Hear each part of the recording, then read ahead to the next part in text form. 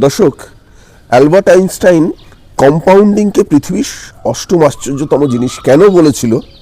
কালকে একজন মানুষের ইনভেস্টমেন্টের একটা ডেটা দেখলাম, ডেটা দেখে অবাক হয়ে গেলাম যে এই ইনভেস্টমেন্ট এই রিটার্ন দিতে পারে।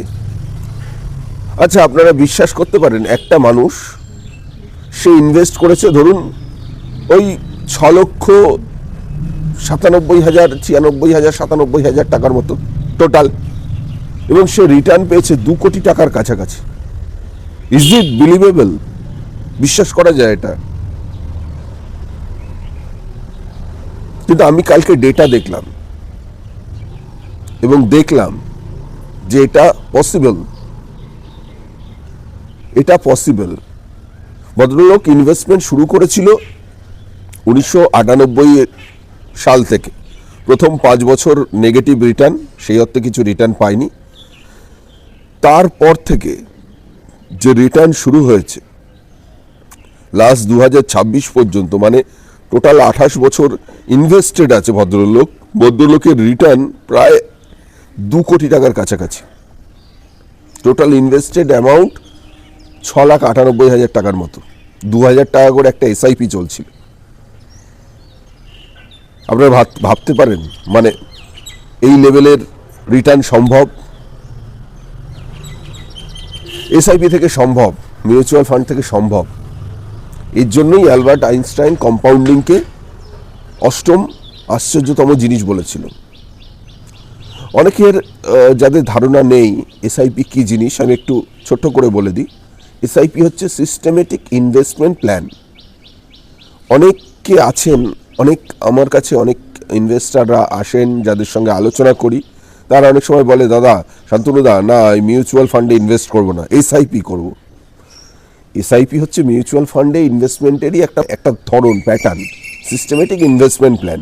লামসামও আপনি করতে পারেন, মানে এককালীন একটা বড় অঙ্কের টাকা বা মোটা অঙ্কের টাকাও আপনি এককালীন ইনভেস্ট করতে পারেন। আবার অনেকে এসডব্লিউপি করে, এককালীন একটা মোটা অঙ্কের টাকা ইনভেস্ট করে। সেই টাকার থেকে যেমন পোস্ট অফিস থেকে এমআইএস পাওয়া যায়, তেমনি মান্থলি এমআইএস নিয়ে নেয়। ঠিক আছে, উনি একটা পেনশনের মতো ধরুন মান্থলি নিয়ে নিচ্ছে। যে যতটা ইনভেস্ট করছে তার উপর তার যতটা প্রয়োজন সেই অনুযায়ী নিচ্ছে, এবং তার যে অ্যামাউন্টটা তার রয়েছে ইনভেস্টেড, সেই অ্যামাউন্টটাও দেখা যাচ্ছে 10 থেকে 12 বছর পর ডবলও হয়ে যাচ্ছে, প্লাস সে মাসে একটা করে টাকাও উইথড্র করছে। এটাকে এসডব্লিউপি বলে। এসআইপি, লামসাম ইনভেস্টমেন্ট, এসডব্লিউপি, বেসিক্যালি এই 3 ভাবেই ইনভেস্টমেন্ট করা হয়। এবার এসআইপিতে ইনভেস্ট করার জন্য 1000 রকম ফান্ড আছে, সেটা নিয়ে আমি আলোচনায় যাচ্ছি না। ফান্ডটাকে আমি কোনোদিনই খুব একটা গুরুত্ব দিই না। ইম্পর্টেন্ট হচ্ছে কতদিন আপনি ইনভেস্টেড থাকতে পারছেন, সেটা বেশি ইম্পর্টেন্ট। মানে ইনভেস্টেড লং টাইম থাকাটা হচ্ছে ইম্পর্টেন্ট। এবার এসআইপিটা কেন করব? দেখুন, এসআইপি সবচেয়ে বেশি সুবিধা হচ্ছে আপনি অল্প অ্যামাউন্ট থেকে বড় অ্যামাউন্ট পর্যন্ত ইনভেস্ট করতে পারেন। একজন লামসাম ইনভেস্টমেন্ট করতে যে যাবে, তাকে তো মিনিমাম একটা মোটা অঙ্কের টাকা তাকে ডিপোজিট করতে হবে। কম সময় করা যায়, 50,000, 10,000, 20,000, 1 লাখ, 10 লাখ, 20 লাখ, 50 লাখ, আপনার যা ক্যাপাসিটি আপনি সেইভাবে ইনভেস্ট করতে পারেন, সেটা বিষয় না। কিন্তু এসআইপি হচ্ছে এমন একটা সিস্টেম যে একটা স্টুডেন্ট থেকে, একজন সাধারণ মানুষ থেকে একজন উচ্চবিত্ত মানুষ, সবাই কিন্তু এসআইপি মোডে ইনভেস্টমেন্ট করতে পারে।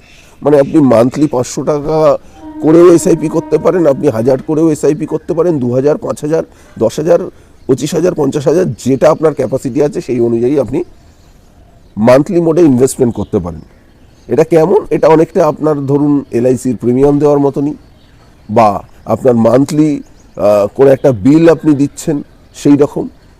মান্থলি রেকারিং ধরতে পারেন ব্যাংকের, আরডি যেমন করেন আপনারা। আপনার ব্যাংকে থেকে একটা নির্দিষ্ট টাইমে একটা অ্যামাউন্ট আপনি যেটা ধার্য করবেন এসআইপি করার জন্য, 500 হোক, 1000 হোক, সেই অ্যামাউন্টটা কিন্তু কেটে ইনভেস্টেড হয়ে যাবে। দ্বিতীয় জিনিস কি, এখানে হচ্ছে রুপি কস্ট অ্যাভারেজিং করা যায়। মানে অনেকে দেখবেন বলে না, মিউচুয়াল ফান্ডে ইনভেস্টমেন্ট রিস্ক আছে, আপ ডাউন হয় মার্কেটে। এই আপ ডাউনটা মানে ভলিটাইলিটিটাকে এনজয় করতে পারবেন, রুপি কস্ট অ্যাভারেজিং বলে এটাকে। মানে মার্কেট যদি উঁচুতে থাকে, ধরুন এই মাসে মার্কেট ওপরের দিকে রয়েছে, আমি 1000 টাকা করে এসআইপি করেছি, আমি 1000 টাকার ইনভেস্ট হয়েছে, 1000 টাকার এগেনস্টে আমি কম ইউনিট পেলাম, কারণ মার্কেটটা ওপরে রয়েছে। পরের মাসে কোনো কারণে কোনো একটা খারাপ নিউজ হয়েছে, মার্কেট একটু নিচে আছে, সেই সময় আমি 1000 টাকা ইনভেস্ট করছি, আমি কিন্তু ইউনিট বেশি পাচ্ছি, ইউনিটের সংখ্যা আমার বাড়ছে। এইভাবে প্রতি মাসে ইনভেস্ট করতে করতে আমার ইউনিটগুলো বাড়তে থাকে এবং এই ইউনিটের ভ্যালুয়েশন সময়ের সাথে সাথে বাড়তে থাকে, কম্পাউন্ডিং হতে থাকে। তো এটা হচ্ছে মজা। থার্ড সুবিধা কি? থার্ড সুবিধা আপনি একজন নিয়মিত ইনভেস্টর হচ্ছেন। মানে দেখবেন এই মিউচুয়াল ফান্ড আপনাকে একজন ডিসিপ্লিন ইনভেস্টর তৈরি করে। আপনি রেগুলার বেসিসে, রেগুলার মিন্স আপনি প্রত্যেক মাসে আপনি একটা নির্দিষ্ট সময়ে আপনি কিন্তু ইনভেস্ট করছেন, এবং আপনি দেখে থাকবেন যারা ইনভেস্টার তারাই কিন্তু ধনী হয়, তারাই বিরাট তাদের মানে প্রপার্টি বলুন, তাদের সম্পত্তি বলুন বিরাটভাবে বাড়াতে পারে। দেখবেন অনেকে রিয়েল স্টেটে ইনভেস্ট করে, অনেকে গোল্ডে ইনভেস্ট করে, কেউ বন্ডে ইনভেস্ট করে, কেউ শেয়ার মার্কেটে ইনভেস্ট করে, আবার মিউচুয়াল ফান্ডে ইনভেস্ট করে। কখনো দেখবেন না সেভিংস করে কেউ পয়সা বানাতে পেরেছে, কারণ যেখানে কম্পাউন্ডিং নেই সেখানে পয়সা আপনার সেই অর্থে বাড়বে না। কারণ একটা জিনিস আপনাকে বুঝতে হবে যে কোনো একটা অর্গানাইজেশন, ব্যাংক হোক, পোস্ট অফিস হোক বা যে কোনো অর্গানাইজেশন, যে আমাকে 6%, 6.5% বা 7% ইন্টারেস্ট দিচ্ছে, আমার মূল্যবৃদ্ধির পরিমাণ কত? ভারতবর্ষে অ্যাভারেজ মূল্যবৃদ্ধির পরিমাণই তো 6.5-7%। তাহলে আমার যদি ইন্টারেস্টও থাকে 7%, আমার যদি মূল্যবৃদ্ধিও চলে 7%, তাহলে আমি আলটিমেটলি লবণঙ্ক পাচ্ছি, 0 পাচ্ছি, আমি কিছুই পাচ্ছি না। আমার দেখে মনে হতে পারে আপাত দৃষ্টিতে আমার টাকা ডবল হয়ে গেল 11 বছর পর, কিন্তু আদতেও কিচ্ছু হচ্ছে না। দেখে মনে হচ্ছে আপনার 10 বছর আগে আপনার 10 লাখ টাকার ভ্যালুয়েশন যা আছে, ওই 10-11 বছর পর 20 লাখ টাকার ভ্যালুয়েশন সেম থাকবে, আপনার টাকাটা খালি কমেনি। আপনি যদি পোস্ট অফিস বা অন্য জায়গায় না রেখে আলমারিতে রেখে দিতেন, তাহলে আপনার 10 লাখ টাকার ভ্যালুয়েশন 5 লাখ হয়ে যেত। আপনি পোস্ট অফিসে রেখেছেন, ওটা ডবল হয়েছে, তার মানে আপনার ভ্যালুয়েশন যেটা ছিল সেই টাকাটা সেই টাকাই রয়েছে, গুনে খায়নি। আবার যদি ইনফ্লেশন বেড়ে যায়, আপনার ইন্টারেস্ট কমে যায়, সেক্ষেত্রে গুনে খেয়েও যেতে পারে। তো ওটা ওই কারণে ইনভেস্টমেন্ট করতে হবে। আমি একটা ছোট্ট ক্যালকুলেশন আপনাদের করে দেখাচ্ছি যে একটু যদি লং টার্ম আপনারা ইনভেস্টেড থাকতে পারেন। ধরুন আপনার সন্তানের জন্য একটা এডুকেশন প্ল্যান করছেন, ঠিক আছে? আপনি বেশি না, আপনি ধরুন 1000 টাকা করেই মান্থলি একটা ইনভেস্ট করতে পারবেন। আপনি একটা এডুকেশন প্ল্যান করছেন, তো কত টাকা আপনি রিটার্ন পেতে পারেন আমি একটু জাস্ট ক্যালকুলেশন আপনাদের করে দেখাচ্ছি। দর্শক, এবার আমাদের সন্তানের জন্য একটা এডুকেশনাল প্ল্যান আমরা ডিজাইন করব। ধরুন আমার ইচ্ছা আছে আমার সন্তানকে আমি ডাক্তার বানাতে চাই। বর্তমানে যদি আমি কলকাতা মেডিকেল কলেজ থেকে ডাক্তারি পড়াই, তাহলে বছরে আমার লাখখানেক টাকা খরচা হতে পারে, মানে 5 বছরের MBBS কোর্স করতে গেলে 5 লাখ টাকা খরচা হতে পারে।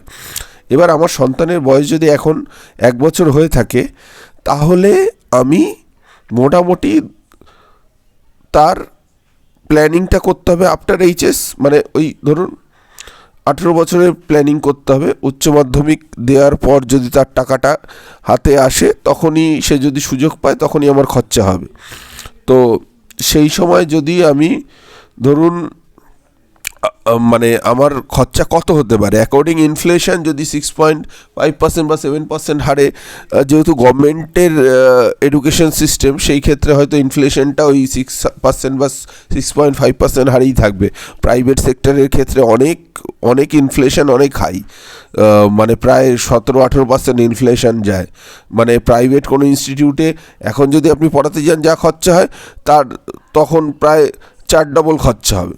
তো এই ক্ষেত্রে সেরকম ব্যাপারটা হবে না, 5 লাখটা হয়তো 10 লাখ, বা 10 লাখ তখন 18 বছরে পর হয়তো 15 লাখ টাকা খরচা হতে পারে, বা 17 লাখ টাকার মতো খরচা হতে পারে। তাহলে দেখি আমরা মান্থলি যদি 1000 টাকা করে আমরা এসআইপি করি, তাহলে কত আসতে পারে? আমার মোটামুটি 9,83,000 টাকার মতো আমি রিটার্ন পেতে পারি। তাহলে আমার হচ্ছে না, তাহলে মান্থলি আমাকে কত করে করতে হবে? ধরুন আমার 1500 টাকা করে যদি আমি করি, তাহলে কত আসতে পারে? 14 লাখ। 14 লাখ আর একটু বাড়াতে হবে, 1700 করে করলে 1700 করে করলে কত হচ্ছে দেখি, 16,72,000। 16,72,000 টাকা, মোটামুটি 1700 টাকা বা 2,000 টাকা করে আমরা এসআইপি করলে কিন্তু আমাদের এডুকেশন প্ল্যানিংটা হয়ে যাচ্ছে। এবার দেখুন, কম্পাউন্ডিংয়ের মজাটা, আপনি যত টাইম দেবেন তত আপনার টাকা বেড়ে যাবে। আপনি এই 18 বছরে তো এটা দেখালাম আপনাকে, যদি ধরুন আমি একটু সময়টা পাল্টে দিই, ধরুন এখানে 25 বছর করে দিলাম, এই ইনভেস্টমেন্টই রয়েছে। আপনি 18 বছরে টোটাল ইনভেস্ট করেছিলেন 3,87,000 টাকা, আর আপনি রিটার্ন পেয়েছেন 16,72,000 টাকা। যদি আপনি 25 বছর ইনভেস্ট করেন, দেখুন 25 বছর ইনভেস্ট করছেন 5,10,000 টাকা, মাত্র মানে 1.5 লাখ টাকার মতো ইনভেস্টমেন্ট বাড়লো, কিন্তু রিটার্নটা দেখেছেন কোন জায়গায় গেল, 46 লাখ টাকা। আর যদি ইনকেস ঘটনাচক্রে আপনার যেটা 15% আমি ধরেছি, এই 15%টা আপনি 20%, 21% রিটার্ন পেয়ে যান, মানে ধরে নিন 21% রিটার্ন পেয়ে গেছেন, তাহলে এটা কত হতে পারে দেখেছেন, 1,25,00,000 টাকা। আমি তখন আপনাদের প্রথম দিকেই বলছিলাম না যে একটা 6,98,000 টাকার ইনভেস্টমেন্ট 2 কোটি টাকার কাছাকাছি প্রায় হয়েছে। তো রিটার্নটা যদি ঘটনাচক্রে আপনি বেশি পেয়ে যান, সেই ক্ষেত্রে অনেক বেড়ে যেতে পারে, আর টাইমটা এখানে কম্পাউন্ডিং করতে সুবিধা করে। যাই হোক, আমরা এবার মূল ভিডিওতে ফিরে যাই। বুঝতে পারলেন এসআইপি বা মিউচুয়াল ফান্ডে ইনভেস্টমেন্টের পোটেনশিয়ালিটি কি, কতটা ক্ষমতা আছে, কি ইনভেস্ট করলেন আর কি রিটার্ন পেলেন, এই হচ্ছে ক্ষমতা। তাই আপনাদের বারবার বলি, যদি ইনফ্লেশনকে বিট করতে হয়, যদি রিটার্নটাকে বিরাটভাবে পেতে হয়, এবং ভারতবর্ষের অর্থনীতিকে যদি বুঝতে পারেন কোন দিকে এগোচ্ছে, তাহলে নির্দ্বিধায় চোখ বন্ধ করে ইনভেস্টমেন্ট করুন। ইনভেস্টমেন্ট করতে গেলে কিচ্ছু লাগে না, একটা এমএফ মানে মিউচুয়াল ফান্ড অ্যাকাউন্ট কিংবা একটা ডিম্যাট অ্যাকাউন্ট খুলতে হয়, তারপর ইনভেস্টমেন্ট স্টার্ট করতে হয়। সেই প্রসেসে কীভাবে এগোবেন, সেই ক্ষেত্রে আমি সম্পূর্ণভাবে সহযোগিতা করে থাকি, গাইড করে থাকি। যদি প্রয়োজন মনে করেন আমার সঙ্গে যোগাযোগ করতে পারেন, নিচে দেওয়া নম্বরে যোগাযোগ করবেন, আমি সম্পূর্ণ সহযোগিতা করব। এবং অনেককে আরেকটা কথা বলি, অনেকে আছেন যে নিজেরা বিভিন্ন অ্যাপ ডাউনলোড করে ইনভেস্টমেন্ট শুরু করে দেন। দেখুন, এটা আপনারা করতেই পারেন, আমি কাউকে কোনো কিছুতে বাধা দিই না, তবে এটুকু জেনে রাখুন, আপনি আজকে ধরুন ইনভেস্ট করছেন, 10 বছর 15 বছর ইনভেস্ট করেছেন, করে আপনি একটা বড় অঙ্কের টাকা জমিয়েছেন, আচমকা আপনার কিছু হয়ে গেল, আপনার সঙ্গে কোনো একটা মিসহ্যাপেনিং হয়ে গেল, এই যে ইনভেস্টেড অ্যামাউন্ট, আপনি হয়তো 1000 একটা অ্যাসেট ম্যানেজমেন্ট কোম্পানিতে ইনভেস্ট করেছেন, এই অ্যামাউন্টটা আপনাকে আপনার স্ত্রীকে বা আপনার নমিনিকে কে পৌঁছে দেবে? পৌঁছে দেওয়ার জন্য একটা লোক তো থাকা দরকার। আপনার বাড়ির লোক সম্পূর্ণ সমস্ত প্রসেস জানে তো? আমার কাছে কিন্তু এরকম অনেক ঘটনা আমার জানা আছে, বা অনেক উদাহরণ আমি চোখের সামনেও দেখেছি। আমি কোনো নাম নিয়ে বলবো না, কারণ আমার আশেপাশেই আমার এক বন্ধুর ক্ষেত্রে দেখেছি, তার ইনভেস্টেড যে ইউনিটগুলো ছিল তার ভবিষ্যতে কোনো অস্তিত্ব খুঁজে পাওয়া যায়নি, কারণ মধ্যিখানে কোনো ব্যক্তি ছিল না যে তার নমিনিকে সেগুলো পাইয়ে দেবে। এটাও কিন্তু একটা খুব ইম্পর্টেন্ট। আপনাদের আরেকটাও কথা বলে রাখি, গভর্নমেন্ট রিসেন্টলি একটা পোর্টাল লঞ্চ করছে, ঠিক আছে? 80,000 কোটি টাকা পুরো ভারতবর্ষে বিভিন্ন ইনভেস্টেড মাধ্যমে পড়ে রয়েছে, যেগুলো আনক্লেম অবস্থায় পড়ে রয়েছে। তার একটাই কারণ, মধ্যখানে কোনো ব্যক্তি ছিল না, কোনো লোক ছিল না। লোক থাকলে পৌঁছে দিত। এলআইসির টাকা দেখবেন কাউর পড়ে থাকে না, কারণ এজেন্ট থাকে, এজেন্ট দায়িত্ব নিয়ে করে দেয়, ঠিক আছে? তো পিএফের টাকাগুলো বেশিরভাগ পড়ে থাকে, অনেক ব্যাংকে আনক্লেম মানি পড়ে থাকে, ঠিক আছে? তো যাই হোক, এসআইপি রিগার্ডিং যদি কোনো প্রশ্ন থাকে, বা কোনো ইনভেস্টমেন্ট আপনি যদি এককালীন ইনভেস্টমেন্ট করতে চান, বা এসডব্লিউপি পেনশন পাওয়ার জন্য ইনভেস্টমেন্ট করতে চান, নিচে দেওয়া নাম্বারে যোগাযোগ করবেন। আমি সবসময় আপনাদের সার্ভিস দেওয়ার জন্য প্রস্তুত রয়েছি। ভালো থাকবেন, সুস্থ থাকবেন, আমার সঙ্গে জুড়ে থাকবেন। ধন্যবাদ।